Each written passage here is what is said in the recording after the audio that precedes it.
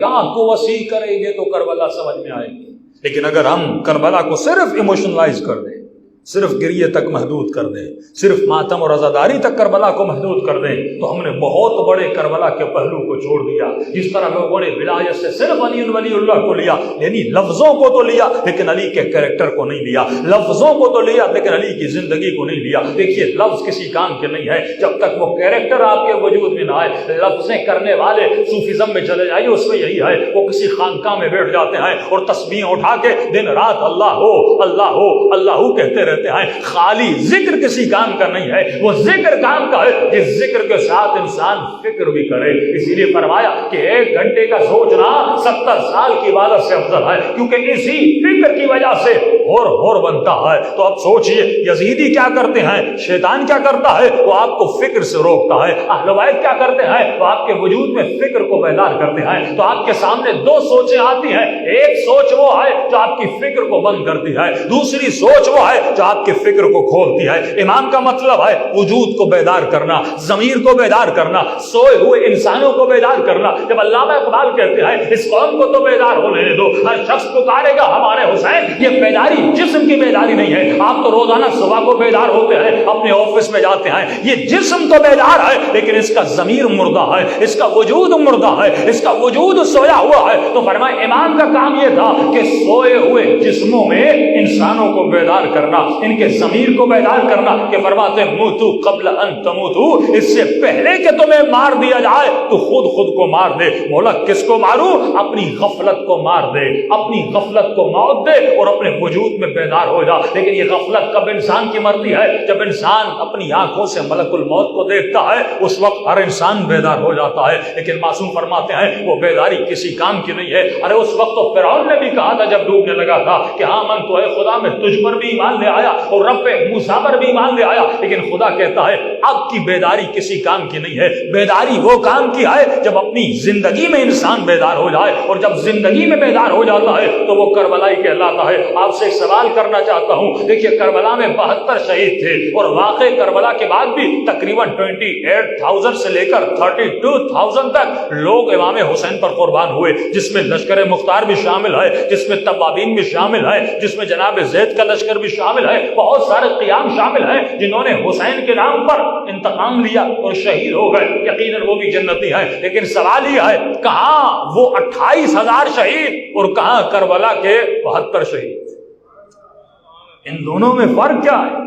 یہ بھی حسین پر شہید ہوئے، وہ بھی حسین پر شہید ہوئے. وہ 28,000 ہیں، یہ 72 ہیں. لیکن آپ ان 28,000 کو ایک کربلا کے حر سے ملا سکتے ہو، ایک علی اکبر سے اس کا موازنہ کر سکتے ہو، ایک جناب جون سے موازنہ کر سکتے ہو. آپ ان کا موازنہ صرف ایک حبشی غلام سے کر سکتے ہو جس کا نام جون ہے. کیا آپ اس سے وہاں کلبی کا مقابلہ کر سکتے ہو؟ فرمایا نہیں. معصوم سے پوچھا گیا مولا کیوں؟ وہ بھی تو شہید ہیں، یہ بھی تو شہید ہیں، وہ بھی حسین کے نام پہ شہید ہوئے، یہ بھی حسین کے نام پہ شہید ہوئے. فرمایا فرق ہے. فرق کون سا ہے؟ فرمایا جو کربلا میں شہید ہوئے انہوں نے صحیح وقت پر صحیح فیصلہ کیا تھا، جسے ہم اہم اور مہم کہتے ہیں. مومن کی نشانی ہے وہ اہم اور مہم کی تمیز کرنا جانتا ہے. یعنی اس طرح کہوں کہ امپورٹنٹ ان موسٹ امپورٹنٹ، اس وقت میرے لیے بہت زیادہ ضروری کیا ہے اور ضروری کیا ہے. فرمایا ان لوگوں نے کربلا میں جانا ضروری نہیں سمجھا، لیکن اس وقت یہ جون سمجھ گیا، یہ وہب قلبی سمجھ گیا ابھی مجھے فیصلہ کون سا کرنا ہے. اسی طرح امام فرماتے تمہاری زندگی میں ہر وقت یہ گھڑی آتی ہے جس وقت تجھے فیصلہ کرنا ہوتا ہے اب مجھے کرنا کیا ہے اور کرنا کیا نہیں ہے. لیکن انسان ذرا یہ سوچے، ایک طرف ہزاروں کا لشکر ہے، ایک طرف 72 ہے. یہ استقامت ان 72 میں آئی تو کیسے آئی کہ امام زمانہ فرماتے ہیں کہ میرے 313 صحابی. مولا یہ آپ عدد کیوں دے رہے ہیں 313؟ اور آج کئی لوگ اعتراض کرتے مولانا کیا 300 ملین میں 313 نہیں ہے؟ 300 ملین میں 313 نہیں ہے. یہ 313 ہوں گے کیسے؟ کہ چھٹے امام سے کسی نے کہا تھا مولا آپ قیام کیوں نہیں کرتے؟ اتنے آپ کے شیعہ، کیا آپ سب سنتے ہیں کہ مولا کے شاگرد اتنے زیادہ تھے کہ ہزاروں کی تعداد میں مولا کا لیکچر سننے امام کے شاگرد آتے تھے. لیکن وہ امام فرماتے ہیں، چھٹے امام فرماتے ہیں میرے دادا حسین کے پاس 72 تھے. اگر جعفر صادق کے پاس 22 بھی ایسے ہو تو میں قیام کرنے کے لیے تیار ہوں. 22 بھی ایسے ہو. مولا یہ ہیں کیسے؟ ان میں صفات کیسی ہیں؟ ان کا وجود کیسا ہوگا؟ تو فرمایا یہ ایسے ہیں، یعنی 22 کے 22 کا عقیدہ ایک ہے، 22 کے 22 کا عمل ایک ہے، 22 کے 22 کا اخلاق ایک جیسا ہے. یعنی یہ اپنے صفات میں، اپنے عمل میں، اپنے اخلاق میں اور درد رکھنے میں ایک جیسے ہوں گے. لا وجود لا ينفق ہے. ارے یہ بات سمجھ میں تو آتی ہے کہ بیٹا باپ کی سنتا ہے، لیکن کربلا میں آپ کو عجیب منظر نظر آتا ہے. بھتیجا بھی ویسی اطاعت کر رہا ہے جیسے علی اکبر کر رہے ہیں، غلام بھی ویسی اطاعت کر رہا ہے جیسے علی اکبر کر رہے ہیں، حبیب ابن مظاہر بھی ایسی اطاعت کر رہے ہیں جیسے عباس کر رہے ہیں. بھائی ہماری تو گھر میں بیوی نہیں سنتی، اور کربلا کے میدان میں ایسی اطاعت نظر آتی ہے. کیا کیا امام حسین نے؟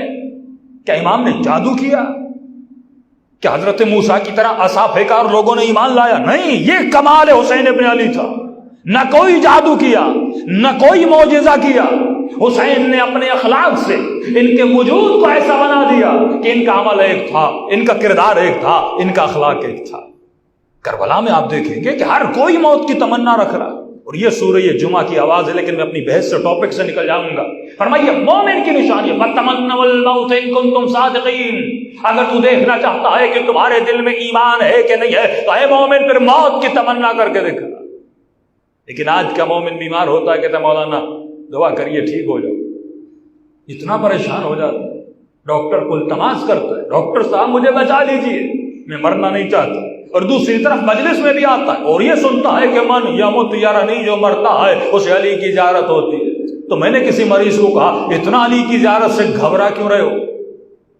موت آئے گی تو علی کو ہی دیکھو گے، علی کی زیارت سے کیوں گھبرا رہے؟ اس کا مطلب ابھی تک معرفت نہیں آئی ہے. یہ کون سی چیز ہے جو اس مومن کو دنیا سے جدا نہیں ہونے دیتی؟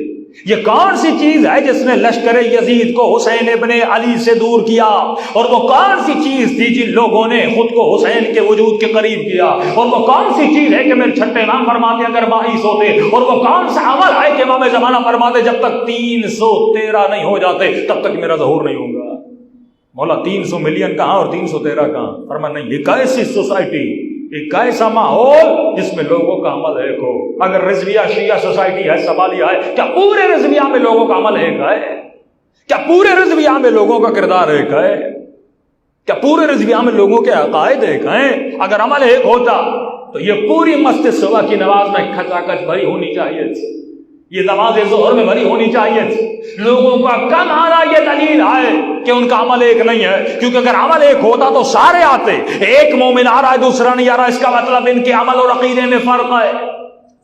20 مومن مجلس میں آ رہے ہیں دوسرے نہیں آ رہے، اس کا مطلب ان کے عمل اور عقیدے میں فرق ہے. جب معاشرے کا عمل ایک ہو جاتا ہے اور جب امام وقت لبیک کہتا ہے تو پورا معاشرہ کھنچتا ہوا آتا ہے. اور کربلا میں یہ چیز آپ کو نظر آتی ہے کہ امام کیا دکھاتے ہیں؟ جب وقت اذان آتا ہے اور وقت نماز آتا ہے، بی ابھی نماز پڑھ رہی ہے، حسین بھی نماز پڑھ رہے ہیں، کوئی نماز پڑھ رہا ہے، کوئی نماز کو بچانے میں لگا ہوا ہے. یعنی ان سب کا عمل ایک ہے. یہ میدان صفین نہیں تھا کہ علی ابن ابی طالب مصلی بچھا رہے ہیں اور ابن عباس اعتراض کر رہے ہیں کہ علی یہ میدان جنگ ہے، یہ نماز پڑھنے کا وقت نہیں ہے. یہیں سے پتہ چلتا ہے کہ جنگ صفین میں علی کے عقیدے میں ابن عباس کے عقیدے میں فرق ہے، علی کے عقیدے میں اور اصحاب کے عقیدے میں فرق ہے. کیونکہ علی کے اصحاب نے علی پر اعتراض کیا کہ مولا یہ میدان جنگ ہے، وقت نماز نہیں ہے. لیکن کربلا میں جب حسین مصلی بچھاتے ہیں کوئی یہ اعتراض نہیں کرتا. سعید کھڑا ہو جاتا ہے کہ حسین تو نماز پڑھ، اگر میرے وجود پہ تیر لگتے ہیں تو لگ جاتے ہیں. یہ وہ پختگی ہے جو امام نے اپنے اصحاب کے وجود میں پیدا کی کہ فرماتے غالباً 20 سے 25 تیر سعید کے سینے میں لگتے ہیں، لیکن اپنے بدن کو کہتا ہے بدن اتنی مہلت دے میرے حسین کی نماز ختم ہو جائے. فرمایا اتنا بوڑھا تھا کہ کمر جھکنے والی تھی، لیکن سعید نے اپنی کمر پر کس کے کپڑا باندھ لیا اور اپنے دونوں ہاتھوں کے کمر پر رکھ دیا اور وجود کو مخاطب کرنے لگا. اے بدن مرنا تو تجھے ویسے بھی ہے، لیکن حسین کی نماز کو بچا کے مرنا. گرنا تو تجھے ویسے بھی ہے، لیکن حسین کی نماز کو بچا کے بعد میں گرنا. فرمایا اتنا بدن سے خون بہ چکا کہ ہونٹوں پر سفیدی چھا گئی اور اب ہونٹوں پہ کپکپاہٹ طاری ہو گئی. پھر اپنے ہونٹوں کو کہنے لگا سعید اتنا صبر کر دے کہ میرا حسین آخری سجدہ دے دے، میرا حسین آخری سلام کر دے، یا امام سلام دیتے آئے اور یہاں سعید زمین پہ آ کر گر جاتا ہے۔ اور یہ سعید کا کردار تھا، وہ حسین ابن علی کا کردار تھا، جیسے سعید زمین پہ گرنے لگتا ہے حسین ابن علی آگے بڑھتے ہیں اور اپنے دونوں گھٹنوں کو سعید کے سر کے نیچے دیتے ہیں، فرمایا اے سعید تجھ سے میں بھی راضی ہوں، میری اماں زہرا بھی راضی ہے۔ یہ وہ مقام ہے جو سعید نے حاصل کیا، لیکن یہ منظر آپ کو جنگ صفین میں نظر نہیں آتا، یہ منظر آپ کو جنگ احد میں نظر نہیں آتا۔ وہ بھی اصحاب نبی تھے لیکن نبی کے دانت کٹتے رہے اور نبی کے دانت گرتے رہے اور وجود رسالت پر حملہ ہوتا رہا، لیکن مسلمان مال غنیمت کے پیچھے بھاگتے رہے، لیکن یہ منظر آپ کو کربلا میں نظر نہیں آتا۔ پہلے سارے اصحاب خود کو حسین پر قربان کرتے ہیں، آخر میں حسین ابن علی شہید ہوتے ہیں۔ اس کا مطلب وہ محبت، وہ جان ساری، وہ وجود کا قربان کرنا، وہ حسین کا عشق، وہ حسین کی محبت جو کربلا میں نظر آتی ہے، وہ اطاعت امام جو کربلا میں نظر آتی ہے۔ اب یہ امام زمانہ بتانا چاہتے ہیں کہ جب میرے پاس ایسے 313 ہو جائیں گے، یعنی کربلا میں 72 تھے، اس کے 4 گنا یا 5 گنا زیادہ جب شیعہ ہو جائیں گے، جن کا کردار ایک ہوگا، جن کی رفتار ایک ہوگی، جن کا اخلاق ایک ہوگا، جن کی معرفت ایک ہوگی، جب میں لبیک کہوں گا ان کے عمل میں فرق نہیں آئے گا، جب میں بلانے پر آؤں گا کوئی یہ نہیں کہے گا مولا میرے بیوی بچے، مولا میرا گھر، مولا میرا کاروبار۔ بس اگر یہ سنے کہ امام آواز دیتے ہیں جس طرح حبیب کوفے سے چلا تھا، اسی طرح